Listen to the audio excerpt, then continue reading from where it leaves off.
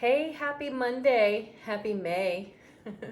It's Meredith. I'm here with our message for the 3rd of May, 2021. We're using our gorgeous Bonfire Tarot, all shuffled up, ready to go. First card, we're talking about the energy atmosphere of the day. Right off the top of the deck, we have the Fool. Oh, new week, new month, new beginning with the Fool. Yeah, a fresh start when we see this card. You know, the Fool is the very beginning of the major arcana in tarot, and there's a sense of freedom. And in traditional tarot, one of the literal descriptions of this card is no fear of consequences. Speaking to the fact that the Fool is considered inexperienced, untried, untested. I challenge that though in tarot because the Fool is somewhat of not only a new beginning, but a bit of a reset. You know, once we reach the world in the major arcana, we loop back around and start all over again in the journey with the Fool. And I feel that that in itself speaks to how we can forever be students as we teach ourselves through the layers of life experience. So you may have had a life experience that has circled around and around and around, and each time it comes around, there's something new about it. There's a new layer of discovery. We go deeper with it, you know. I feel the Fool connects to that. So just when you think that, hey, I'm complete with this, I feel like I've learned all I can possibly learn about this.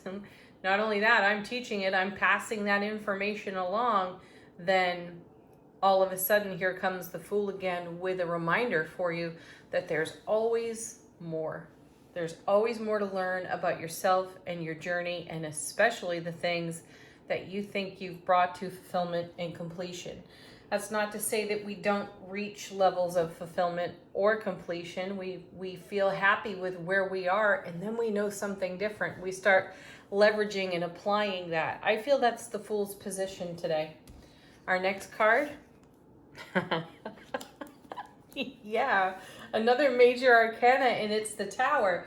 See, that's just the thing. You get some new information, you get a fresh perspective. You're feeling free of any kind of consequence because you feel like you got a level of self-mastery. And then, again, here's the Fool with a fresh perspective that gives us a tower moment. And you can take that tower in several ways. Now, there could be something that you've been not looking at, putting off, and the universe is like, surprise, I got something up my sleeve for you. And you know, the foundation cracks, something becomes unstable. I feel so much more inclined as days go by that the Tower is all about our deliberate and intentional actions for maintaining a stable foundation. And that means that a little bit of chaos gets introduced to the atmosphere, though I feel like it's at our own hand, because the lightning bolt for me in the Tower is the dawning of realization within self. Something has occurred to us, and now that it's noticed, now that it's known, we can't ignore that. That lightning bolt is profound. It really does shake the foundation. It upsets the apple cart, and sometimes chaos is necessary to discover deeper layers of peace. Again, we come back to the Fool with, wow, I think I know inner peace. Oh, really? So here comes the multiverse. Let me show you in this ripple how you can even go deeper into your inner peace, right? So that destabilizes the foundation, and we're glad for it. We're able to see into, as I always say, the debris field. What's of value? What's of service? What can I walk on from, right? The Tower is here as a helper. It's not necessarily here for its shock and awe value. Though it does have shock and awe value. It makes an impression. That's going to leave a mark. The Tower always leaves a mark. Next we have, look at this, another major arcana, and it's None other than our favorite death card. You have to love that because this is a card all about simultaneous endings and beginnings. They happen together. There's no loss. There's no, wow, my guides just said no energy. How am I going to phrase that?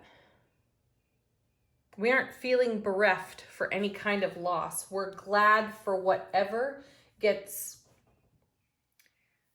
removed from pulling down the tower, because we have the new beginning card right here at the beginning of the reading. And then we have the death card confirming it and actually shining a light of joy. That sun there is the light of joy, rejuvenation, shining a light of joy and happiness on the tower moments that we're having. Somehow we're clearing the deck ourselves. The High Priestess does not show up here with the death card, and that's okay, because, you know, typically they're showing up together in our card readings. And she shows us the way. We don't need that vision. We already have that vision, and it's right here in the tower, and it's the lightning bolt of inspiration. That lightning bolt represents our spirit, our soul force, and our presence, right? So we're bringing that into self-relationship. We're taking apart absolutely everything that no longer has service to us, and the death card is going to sweep it away for us while simultaneously celebrating a fresh start, a fresh perspective, and a fresh new look on some old life experience. Ooh, hey, not bad for a Monday, right? That's a good way to start the week. Oh, before I forget, what's on the bottom of the deck? This is what's in the unseen. What are we not seeing as we go through this process? We have, holy moly, another major arcana, and it's the sun, the happiest card of them all. So this really is a joyful process. We're peeling back layers that we thought we were done with, but now we've got new information, new wisdom, new experience. And so we're after our own tower. We're after our own foundation. And you know what? Look what's right after the sun, but the Eight of Cups. This card has been showing up.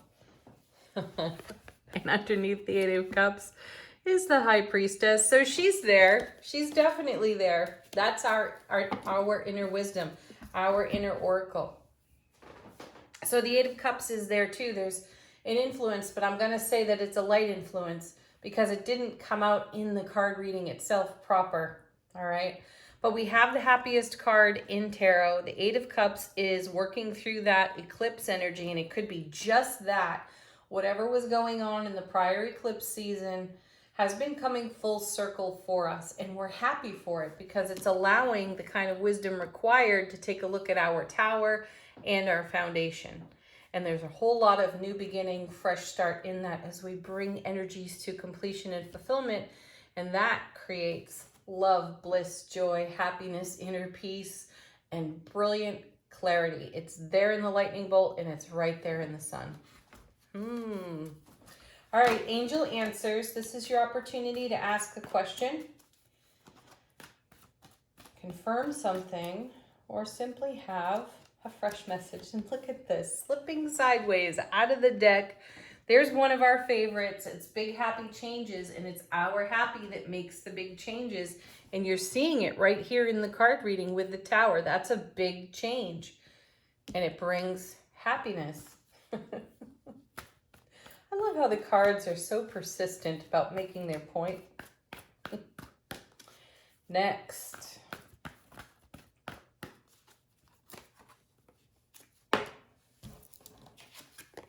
Don't stop. I know, I've heard from some of you that you're a bit weary in your journey for certain experiences that are on repeat. Be glad of the repeat, because my guides would say we're being spared. Yeah. You know, as I was saying earlier, if you are sensing that you are full and complete with something and it comes back around and gives you one of those cosmic slaps and you're like, what? Come on. I thought I was done with this. Don't stop. Don't stop tending to it. Don't stop nurturing, caring for and giving oneself unconditional love, because clearly there's more to know. And then we have emphatic yes. I love that card. Emphatically yes, if you asked a yes, no. And I feel that it's really a confirmation to your big happy changes and not stopping. Keep going. One more.